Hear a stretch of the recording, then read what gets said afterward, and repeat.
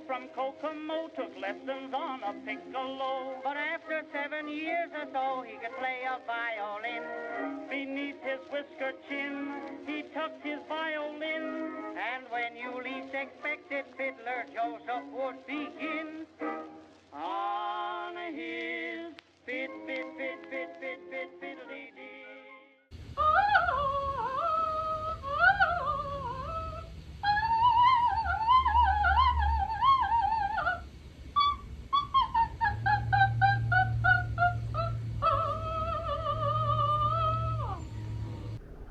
Cringe might be a good way to describe the voice of the lady you just heard, Florence Foster Jenkins.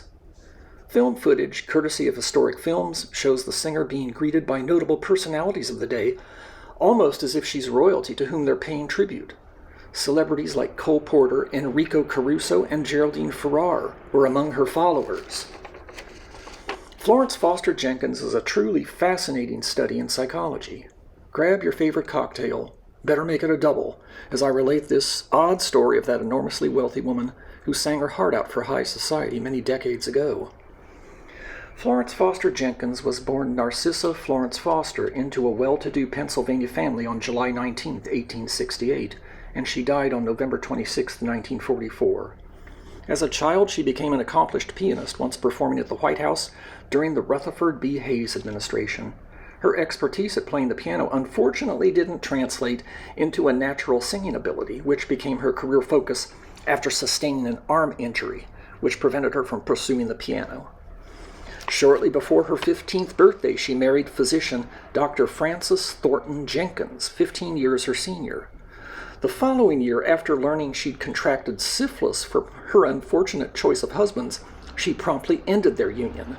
Treatments of the day involving compounds containing mercury or arsenic were largely ineffective, and by the time penicillin had arrived, Jenkins was in the tertiary stages and was no longer considered treatable. After the deaths of her parents, since Florence Foster Jenkins then had the financial means, her singing career became her primary focus, as well as something else quite popular in high society circles at the time called tableaux vivants. Essentially, tableaux vivants are static, staged scenes featuring stunning costumes and elaborate props. They were usually presented in series of social events and were often photographed for posterity.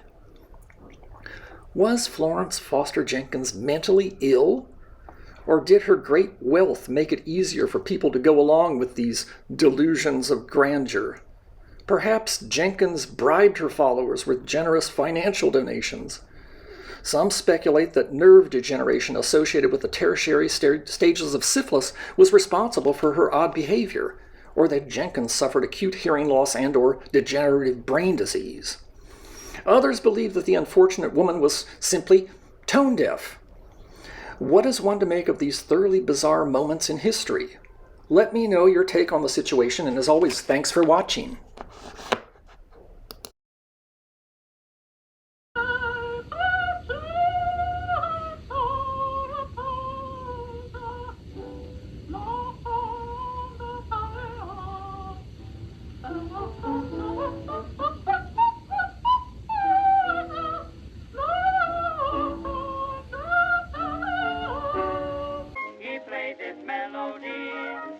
As plain could be. Now he might have played his tune on a harp or a bassoon, but he played it on his fiddly-dee.